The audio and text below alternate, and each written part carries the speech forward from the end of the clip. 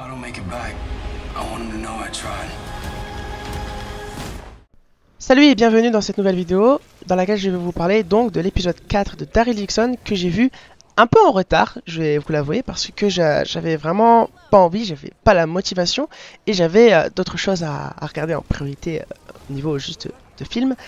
Donc j'ai pas regardé tout de suite, j'ai regardé cet épisode mardi, donc 2 jours après, et je fais la vidéo ce jeudi matin, donc 2 jours encore après, donc 4 jours après la sortie de l'épisode à peu près.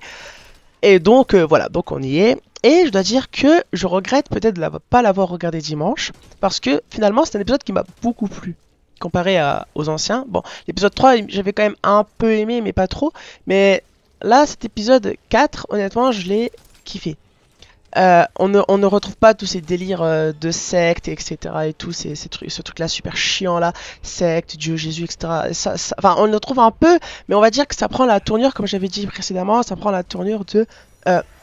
on critique et on montre que ça sert juste aux gens qui ont besoin de quelque chose, sinon bah, ils se laissent dépérir parce qu'ils sont pas assez, on va dire, évolués ou je sais pas quoi. Et donc c'est là par exemple où alors je suis désolé, les prénoms je les ai pas encore retenus vraiment. Le patron de la boîte de nuit, l'ancien mec de la nonne, c'est lui qui lui dit par exemple tu te perds d'illusions, etc. blablabla. Et aussi Daryl qui dans l'épisode précédent avait fait une référence, avait dit aussi quelque chose de similaire en mode d'autres ont besoin de croire en Dieu ou des trucs comme ça pour s'en sortir et pas devenir complètement taré. Et donc je trouve ça intéressant le fait qu'on commence du moins à confronter ce groupe, on va dire, etc. à donc Jeanette et à Daryl, etc. Et je trouve qu'en fait, en vrai, ça devient intéressant. Je suis peut-être triste pour le moment, toujours. Laurent, il n'a pas de développement vraiment. Je pense qu'à mon avis dans l'épisode final, Laurent il va avoir une révélation, il va dire vous m'avez menti toute ma vie, maintenant c'est fini, je prends mon indépendance, etc. Et que vous arrêtez de m'embêter avec ça. Je pense que ça va se tourner vers ça et j'espère, parce que si ça se ne tourne pas vers ça, eh bien ça va être super triste en fait, je trouve. Mais bon voilà.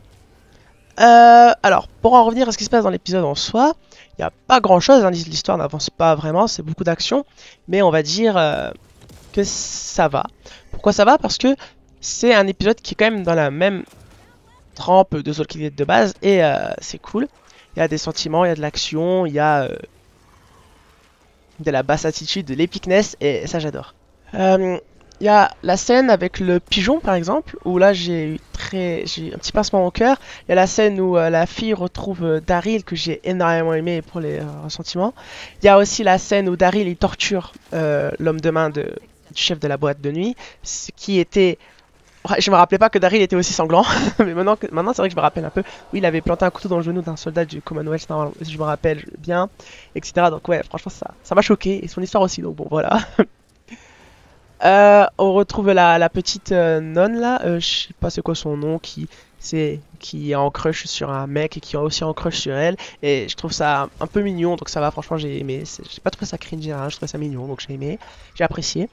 La relation entre la danseuse de boîte de nuit et le mec, ça se voit totalement que elle en kiffe sur lui et qu'elle est triste que lui il pense qu'à Isabelle, donc je pense à mon avis il va y avoir quelque chose entre elle et Isabelle dans la suite. Mais c'est vraiment une relation que je kiffe pour le moment, j'adore. Et évidemment, on va en parler, Daryl. Hein. Daryl, qui est un personnage que j'aime pas spécialement dans la série de base, sauf que je suis plutôt neutre.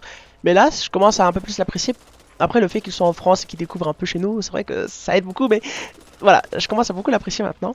Et j'ai hâte de voir sa relation évoluer avec Laurent, parce que maintenant qu'il est seul avec Laurent, je me dis que c'est lui qui va pouvoir permettre à Laurent de remettre en cause la secte dans laquelle il a grandi, etc. Et donc je me dis, ça peut être cool, ça va évoluer, et voilà. Enfin, j'espère que ça va être ça se trouve, ça va être l'inverse, ça va être Laurent qui va conforter Daryl dans son délire, mais bon, après on verra bien.